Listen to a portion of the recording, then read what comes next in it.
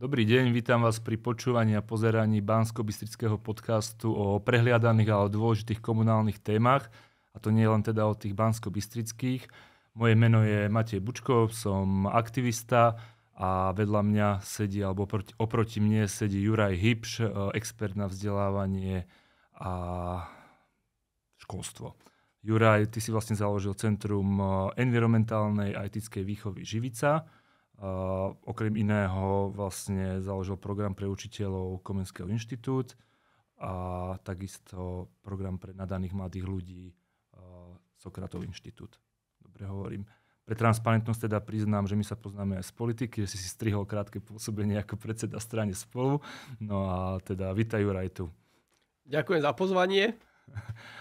Poďme teda rovno k veci, aj prečo som ťa sem zavolal, že ty si sa teraz namočil do komunálnej sféry cez školstvo tým, že si vo Zvolene spolu so Živicou prebral jednu školu, ktorá bola ľudovo nazývaná cigánska a zároveň ste vo Zvolene spustili program desegregácie, kedy sa snažíte pomôcť aj týmto komunitám, ktoré boli sociálne znevýhodnené alebo vylúčené. A vlastne do tej školy teda chodili hlavne deti z tohto prostredia. Ja viem teda z toho, čo si vravel, že už prvý ročník teda sa vám podarilo desegregovať, ale tie vyššie ešte stále sú také, že s väčšinou a s tou majoritou práve deti z tohto znevýhodneného prostredia. No a možno začnem takou osobnou otázkou, že ty vlastne ty si tam dal svojho syna do 6. triedy? Do 5. Do 5. triedy. No a že teda to je dosť také odvážne riešenie a čo ťa k tomu možno viedlo, alebo čo ťa inšpirovalo k tomu? Tak, čo sa týka teda škola sa volá Alma a ja len popravím, že tam nechodili teda, že väčšina detí zo sociálne vylúčených komunít. Tam je ten pomer teraz asi 30 alebo 40%. Ten problém tej školy bol, že práve tam boli ale koncentrované. A oproti máme druhú školu, ktorá oproti znamená, že to je naozaj pár metrov a tam tých detí bolo minimum. Takže takto vlastne vzniká práve segregácia. A toto je to, čo je veľmi zlé. Práve to, čo sa naštartovalo vo Zvolene, môže byť príklad pre naozaj kopec iných miest, pretože to nie je len problém, že teraz tie deti zo sociálne vylúčených komunít trpia, ale to je zlé pre celú spoločnosť. Keď sa teraz takto deti vzdelávajú oddelenie, za prvé potom nevidia iný život a za druhé pre tých učiteľov to je strašne náročné. A ja to vysvetľujem na základe toho, že tie rómske deti, to neznamená, že oni sú hlúpe, práve naopak. Mnohé sú naozaj že veľmi talentované a vôbec nie len na tanec a na spev, čo častokrát vzniká ten mýtus. Ale tí decká žijú v tak ťažkých podmienkách, že oni keď majú ráno prísť do školy, tak musia prekonávať x bariér, ktoré si my z majority nevieme ani predstaviť. To je proste naozaj to, kde bývajú, vzdialenosť, ktorú musia prekonať, hygiena, oblečenie, to všetko sú veci, ktoré my považujeme za samozrejmosť. Pre nich sú to naozaj veci, ktoré sú veľmi, veľmi náročné. No a hovorím to aj preto, že my keď sme sa rozprávali o tom aj s manželkou, že či dáme syna do tejto školy alebo nie, tak samozrejme tá diskusia vôbec nebola ľahká a to nebolo teda, že super ísť do tejto školy, pretože my keď tú školu prevzali a nastúpili teraz noví prváci, tak tí už nastupujú vlastne do triedy, kde deti z generačnej chudoby sú 2, maximálne 3. To je počet, ktorý je zvládnutelný a vieme pomôcť aj tým deťom a aj majorite a tie triedy môžu prosperovať. Syn mali práve do triedy, kde je väčšina detí z generačnej chudoby. V podstate z tej triedy majorita odišla. Je tam vlastne teraz môj syn. On je tam sám? Je tam ešte synovec. Ešte vlastne sestra povedala, že dobre, že projektu verí. A je tam ešte jedno dieťa z majority. Takže, ale väčšina detí je vlastne naozaj z tej sociálne vylúčenej komunity. Má to dva rozmery. Jedna vec je, ja som sa tiež toho bál, že čo to spraví. Musím povedať, že vzťahy v triede, aj to, ako prijali syna aj synovca sú výborné, tam naozaj ten kolektív je fakt, že veľmi príjemný, ja tie decká poznám, aj zajtra s ním ideme korčulovať, tam naozaj tie vzťahy sú, myslím, že super a to možno by aj iné triedy mohli kľudne závidieť. To, čo je ten zásadný problém, sú tie veľké vzdelávacie rozdiely, ktoré sú v tej triede. A to je naozaj o tom, že je tam časť detí, ktorá má naozaj vážny problém s čítaním a s písaním vo veku 11 rokov. A to je práve aj preto, že tam je častokrát zanedbaná dochádzka do školy. Častokrát školy robia takú tú zásadnú chybu, že hovoria, že za vzdelávanie tých detí sú zodpovední aj rodičia. To je veľký mýtus. Z týchto komunít to takto nemôže byť, pretože tí rodičia častokrát tiež môžu byť negramotní. Naozaj žijú v ťažkých podmienkach, riešia, ako vôbec prežiť, ako zabezpečiť si stravu, bývanie, a preto na našej škole hovoríme, že za vzdelávacie výsledky detí je v plnej miere zodpovedná škola. Ja som sa na to pýtal hlavne kvôli tomu, lebo každý rodič podľa mňa sa tak snaží, že vytvárať čo najlepšie podmienky pre to svoje dieťa, aby potom v dospelosti to možno to vzdelanie nejako zužitkovalo, malo dobrý plat, hej, celkovo, že malo sa dobre, a skôr je tá tendencia, že dávať ich medzi že šikovné deti, alebo nechcú, že aby boli proste s nejakými deťmi, ktoré sú, teraz nechcem povedať, že menej šikovné, hej, ale že z ich pohľadu možno, že môžu brzdiť, hej, ten vývoj, alebo majú menej encyklopedických vedomostí, alebo ja neviem, čo možno majú v domácnosti menej kníh, tak nevedia tak dobre čítať. Hej, a potom majú pocit, že ich brzdia. A to je proste, že ak napríklad teraz konkrétne tvoj syn, hej, že či sa nebojíš, že on tam možno nejako tak, že vedomostne, že zakrpatie, potom bude chcieť ísť na nejaké gymnázium a proste nedostane sa na tú školu, hej, alebo niečo podobné. Že mu ako keby, že znižuješ tú šancu, hej? Ja neviem, čo bude o rok alebo o 2. Ja som si povedal, že je dôležité, aby si zažil aj toto. My sa o tom rozprávali. Sledujeme, že čo sa tam deje. Pre mňa je dôležitá prvá vec, že on sa tam cíti bezpečne. A to teraz nehovorím kvôli tomu, či deti sú z generačnej chudoby alebo nie. Častokrát príde dieťa do školy, má stres, necíti sa dobre, cíti sa frustrované. Môj syn ráno chodí do školy a môžem povedať, že chodí že bez nejakých väčších problémov. Nechce sa mu ráno vstávať o 6, ale to je vedľajšia vec. A pre mňa je toto napríklad jedna zo základných vecí. Zároveň vidím, že má výbornú triednu pani učiteľku, ktorá sa naozaj o tie deti stará a ide im odozdať všetko, a aj ostatné pani učiteľky sú ľudia, ktorí napríklad ja dôverujem. Zároveň, ale samozrejme, to vzdelávanie, čo dostane, je veľmi závislé od toho, že ako sa k tomu postaví on, a samozrejme aj my ako rodičia, pretože ak tá látka je nastavená tak, že niektorí jeho spolužiaci nevedia čítať, tak samozrejme on sa bude cítiť ako génius. Takže tam vlastne je dôležité, aby bola nastavená iná látka vzdelávania u rôznych detí.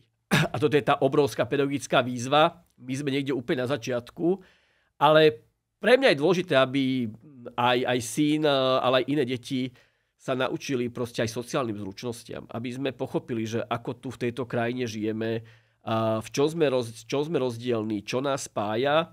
A pre mňa práve to, keď sa hovorí, že škola má byť niečo, čo učí pre život, tak toto je to kľúčové. Toto je reálny život. Není to teraz úplne o tom, že Joriho syna som zobral do tej triedy a prvýkrát zrazu videl rómske deti. Jedna vec je, že my sme naozaj veľa chodili spolu, bol aj v osadách. Není to ľahké a veľa sme sa o tom rozprávali a hovorím si, že je dobré, že toto vidí, a veľa ale s tým musíme pracovať, aby vedel, prečo tak tí ľudia žijú. A ja si myslím, že toto je možno cesta, aby sme sa bavili o tom, že školy nie sú len o vedomostiach, a školy sú aj o tom, aby vyvolali alebo rozvíjali u detí takú tú empatiu, sociálnu súdržnosť, aby chápali, že ako funguje skutočne tento svet. Áno, Jori sme mohli dať aj do výberovej nejakej školy, triedy, ale ja nie som tohto fanúšik. Ja si myslím, že toto mu dá možno do života oveľa viacej, a možno aj v budúcnosti na tomto bude môcť stavať, pretože bude chápať kopec vecí a vie sa pohybovať a mať sociálne zručnosti a na základe toho, že pracuje s deťmi, ktoré sú naozaj z úplne iného prostredia. A naučí sa toho aj chápať. Čiže ja si myslím, že nemusí to byť zlé. Netvrdím, že povieme si o 2-3 roky, áno, je toho už veľa, ten Jori chce vzdelávanie úplne iné. Dnes s kľudným svedomím poviem, že v tej škole a v tej triede on nemá problémy, čo nám veľa ľudí povedalo, že to sa tam môže zásadne zhoršiť. To sa tam vôbec napríklad nestalo. Deti ho majú radi, takže myslím si, že zatiaľ sme na dobrej ceste. Tu sa v podstate dostávame k tej otázke toho, že čo je teda úlohou toho školstva. Lebo aj tuším pod jedným tvojim statusom na Facebooku alebo tak som videl, že nejaká pani učiteľka ti tam napísala, že ty hovoríš o tej súdržnosti, aj o tej empatii, že človek potrebuje mať nejaké nazvime to, že social skills, hej, do toho života, ktoré potrebuje uplatniť. A ona povedala, že toto sú veci, ktoré majú naučiť rodičia doma a škola je vzdelávacia inštitúcia. Toto je veľký mýtus. Škola není vôbec fabrika na vedomosti. A my máme, že aj sa to volá, že výchovno-vzdelávací proces, to nie je len vzdelávací. A ja si práve naopak myslím, že to vzdelávanie dnes môže človek dostať v kopec iných formách. Máme tu umelú inteligenciu, máme tu proste teraz e-learningové kurzy.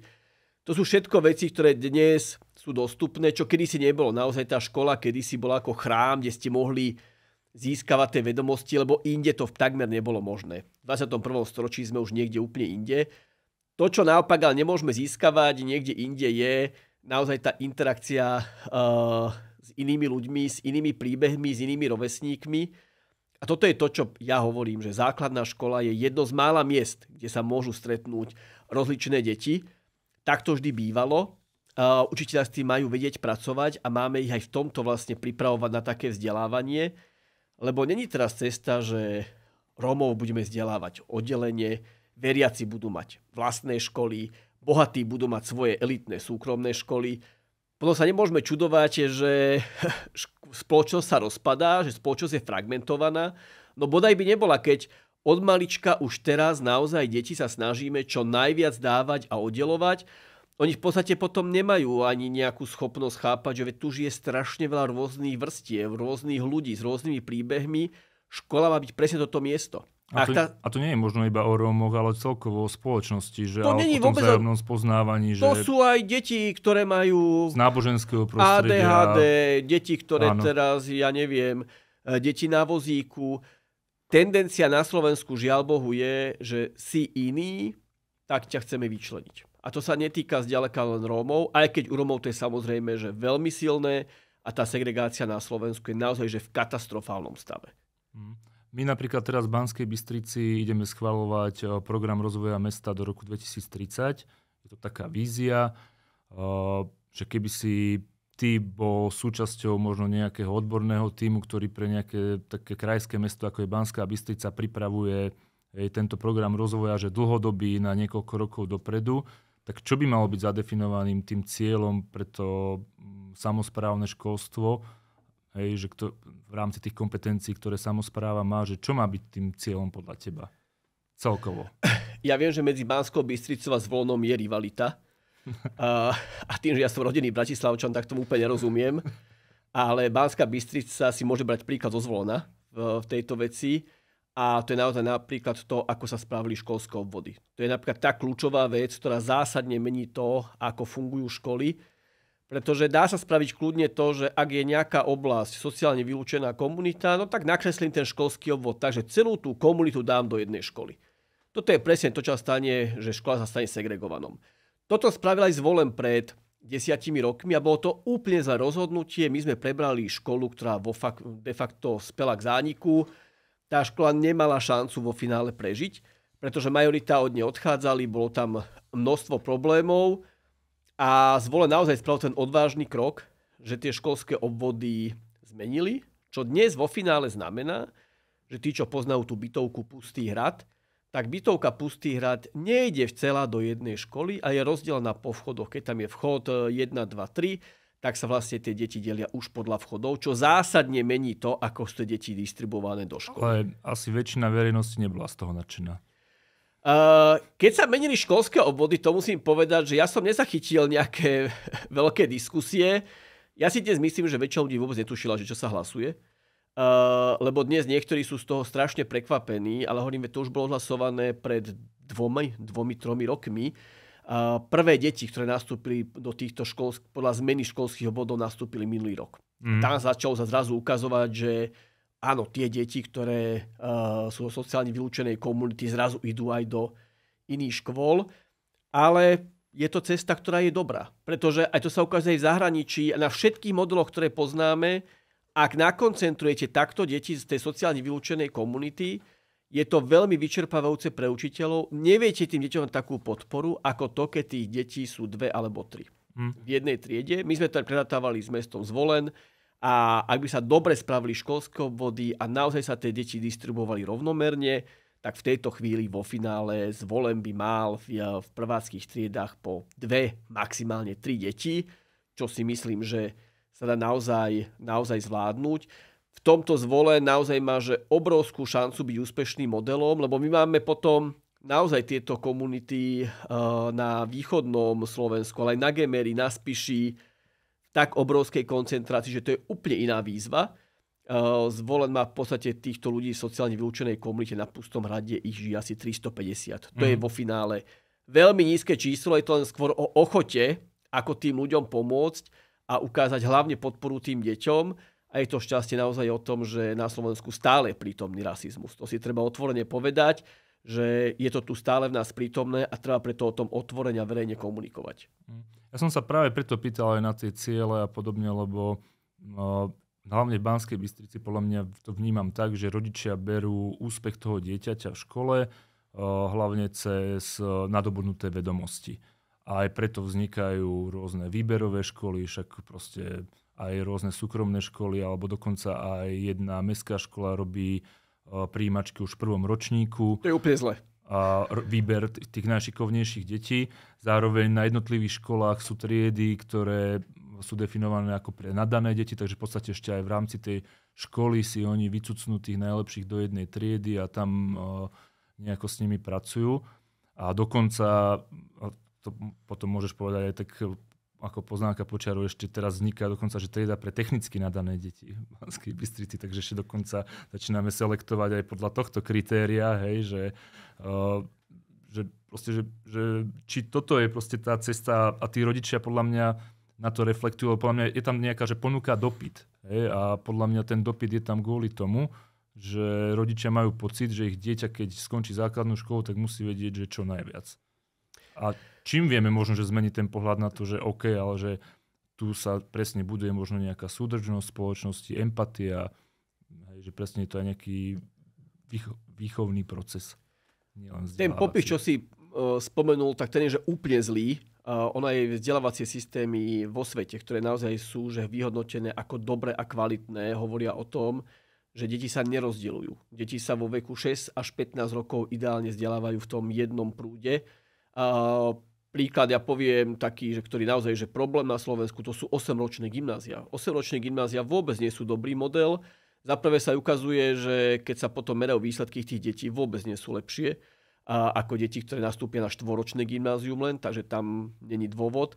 A druhá vec naozaj, že tie deti, ktoré nazveme ich šikovné, ale to šikovné je v tomto naozaj také pomocné slovíčko, ja ho neúplne rád používam, tak práve pri tom sa ukazuje, že vyberiem z triedy tie 1-2 deti a zrazu proste tam nie sú tam tí ťahači. Zároveň tí ťahači sa môžu učiť ale strašne veľa iných vecí. Ako môj syn napríklad na hodine pomáhal doučovať spolužiaka. To je super. Učí sa proste teraz aj spolupráci, učí sa aj trpezlivosti a na ďalšej strane najlepším spôsobom, ako človek môže učiť, je, že učí druhého. Ja si myslím, že a tu je treba povedať, treba mať ale dobre pripravených učiteľov. Keď nemáte dobre pripraveného učiteľa, tak v tej chvíli naozaj tieto všetky veci zlyhávajú.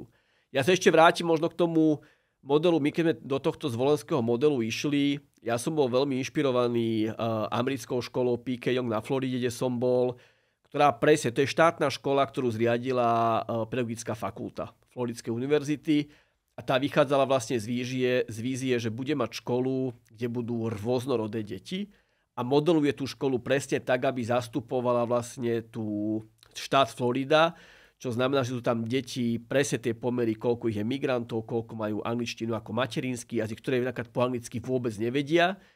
A ja som tam vlastne bol v triedách a tam naozaj v triede sedí dieťa raketového vedca a dieťa imigranta. A tá škola má výborné výsledky. A to presne ukázalo, že tá rôznorodosť vôbec nemusí byť na prekážku. Tá rôznorodosť môže byť veľkou pridanou hodnotou. A to si aj na Slovensku dnes musíme uvedomiť. Ak chce dať rodič dobré vzdelanie svojmu dieťaťu, tak je veľmi dobré, ak funguje v rôznorodom prostredí, lebo s vysokou pravdepodobnosťou, ono už keď bude dospelé, o 10, 15, 30 rokov, bude fungovať v rôznorodých komunitách a kolektívoch. To už nebude tak ako dnes. Ja len spomeniem príklad, v júni u nás na škole bol bol vedec z NASA, ktorý prišiel medzi 8 a 9 a hovorili teda, ako sa v tom NASA pracuje. A on hovorí, že toto je super trieda, taká rôznorodá. No a tam sme mali tie rómske deti. A zrazu, dobre, ty si z Indie, ty si zo Slovenska. Ja som si vtedy uvedomil, či on úplne rozumie tomu, že na akej škole sa ocitol. Dnes si myslím, že nie. Ale mu sa strašne páčilo, bo chodil po Slovensku, že je na škole, kde proste je rôznorodosť. A presne tam aj zdôrazňoval. A takto presne fungujeme aj v NASA. Môj kolega je z Mexika, z Portugalska, z Kanady a tak ďalej. A tá rôznorodosť je dôležitá a my sa musíme vedieť naučiť vzájomne spolupracovať a počúvať. A ocenil aj tú triedu, že tá rôznorodosť, že on tam videl. No, ja som potom sa s ním nestihol rozprávať, že tie deti neboli z Indie, ale boli z Pustého hradu. Ale bolo to veľmi milé a proste aj deckám vlastne vedel pekne povedať, že ako to on vidí. Nie, ale väčšina ľudí to takto vôbec nevníma. Že väčšina to fakt vníma, že cez to, že potrebujeme naliať proste čo najviac vedomostí proste deckám do hlavy a to je jediný merateľný ukazovateľ. Že ako sa dajú napríklad, že z tohto pohľadu tie merateľné ukazovatele nastaviť, že vieš, že proste teraz presne robíme si plán dlhodobý školstva a potrebujeme mať nejaké ukazovatele, podľa ktorých proste odmeriame, že či proste náš postup bol správny a že čo by to teda podľa teba bolo. Ako ja pri základných školách, my sme si tiež stanovili napríklad u nás na škole vec, ktorá pre nás je kľúčová, napríklad je čitateľská gramotnosť. Aká je úroveň čitateľskej gramotnosti našich detí? Robíme naozaj merania počas roka. A vidíme u každého dieťaťa, či sa teraz posúva, stagnuje alebo upadá. Čo mimochodom na Slovensku je celkovo, že čitateľská gramotnosť na zlej úrovni. My máme, a to treba úplne otvorene povedať, že tie čísla sú katastrofálne. My máme na Slovensku každé tretie dieťa vo veku 15 rokov je funkčne čitateľsky negramotné. To znamená, že ono vie prečítať vetu alebo aj nejaký text, ale nerozumie mu. Ono nevie, keď mu položíte otázku, povedať, o čo v tom texte vôbec išlo. Keď sa bavíme o tom, že to je každé tretie dieťa, to je obrovský počet. A tie čísla, a to je potvrdené, to není náhodná odchýlka. To sa nám stalo pri výsledkoch PISA v roku 2022, tie isté výsledky boli, myslím, že v roku 2018. Ten trend je vo finále, že veľmi, veľmi zlý. Ja keď som mal vyberať školu, mňa zaujíma napríklad, ako pracujú s čitateľskou gramotnosťou. Pretože to je jeden zo základných vecí. Ak nemáte dobrú gramotnosť v čítaní, tak je problém, aby ste mali dobré výsledky v iných predmetoch.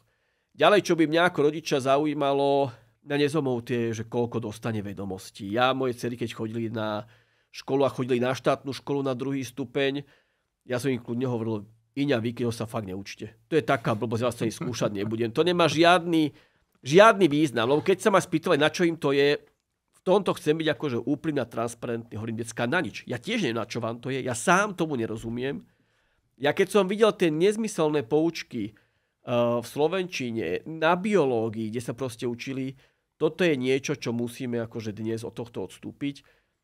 Aj dnes bola prezentovaná správa o stave školstva za minulý školský rok. Tí výsledky sú zlé. Samotná hlavná školská inšpektorka aj s ministrom potvrdili, áno, my učíme deti memorovať. To je vec, ktorú dnes môžeme úplne zabudnúť.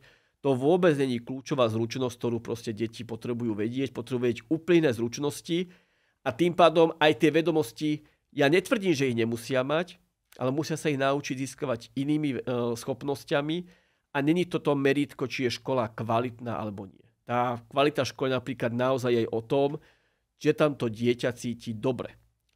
Poviem príklad. Môj syn išiel k lekárovi, sme išli k pediatrovi, lebo ho bolelo brucho. A prvá otázka pediatra bola, to som bol šokovaný, sa spýtuje Joriho, že či mu je v škole dobre. Môže, áno, dobre, super. A on že, no a nie sú tam nejaké problémy. A stále sa spýtoval na tú školu. Joris tomu úplne rozumel, že prečo riešime školu, keď jeho bolí brucho. Mm-hmm. Ale potom mi pediatr hovorí, že väčšina príčin, keď príde za ním dieťa s bolesťou brucho, je spôsobené zo stresu a strachu zo školy. A toto je to hrozné. Ja som bol šťastný, že Jori vtedy zrazu proste, že problémy, že brucho a škola, tam žiadna kauzalita nebola. Takže pre mňa, tým, že tam dieťa trávi tak veľa času, tak pre mňa napríklad je meritkom aj to, aká je klíma na tej škole. Toto je pre mňa kľúčové. To je možno tá bezpečnosť, ktorú si spomínal aj na začiatku, že Jori sa cíti bezpečne a to je Áno. Nás treba povedať úplne objektívne, že ja na tej škole stále som. aj vrátanie prestávok, lebo sledujem, čo sa tam deje, ako deťom vytvoriť tie podmienky, aby to fungovalo. Ale mám pocit, že tie vzťahy medzi tými deťmi sú častokrát dobré. Samozrejme, sú tam aj konflikty. To treba otvorene povedať. A to aj častokrát hovorím, neexistuje škola, kde nemáte problémy, alebo keď poviete, že tam nie je žiadna šikana. Hej, to som veľmi opatrný, keď niekedy také silné vyhlásenia počujem, lebo to častokrát indikuje, že tie problémy tá škola nechce vidieť, chce vyzerať dobre na verejnosti, ale pod pokrievkou sa môže naozaj že kadečo skrývať. Ešte možno iba krátko k tomu obsahu vzdelávania a podobne, že blízka sa na lepšie časy teraz vďaka reforme, ktorá momentálne prebieha a aplikuje sa? Ako určite sa blízka na lepšie časy, len v tomto treba byť tiež ako pravdivý. Ľudia majú také očakávania, že o 2 roky sa niečo zmení. Tá reforma, tá zmena obsahu vzdelávania začína od 1. ročníku. Čiže to sa nedotkne vôbec súčasných 5, 6, 7, 8, 9 atď. Inakšie povedané, všetky školy nastupujú povinne do reformy v roku 2026, čo znamená, že prvé dieťa, ktoré nám vyjde naozaj so zmenou obsahu vzdelávania v roku 2035. Toto sú cykly, v ktorých sa robia reformy, ale aj vo svete, lebo niektorí čakajú zmenu za rok, za 2, to sa nestane. Ale vďaka Bohu, že tá reforma sa naštartovala, není dokonalá, ale podľa mňa je to že veľmi dobrá cesta, ako sme sa naozaj že ubrali a hlavne, že sa konečne niečo robí a tá kontinuita tej reformy tam je. Toto je dôležité.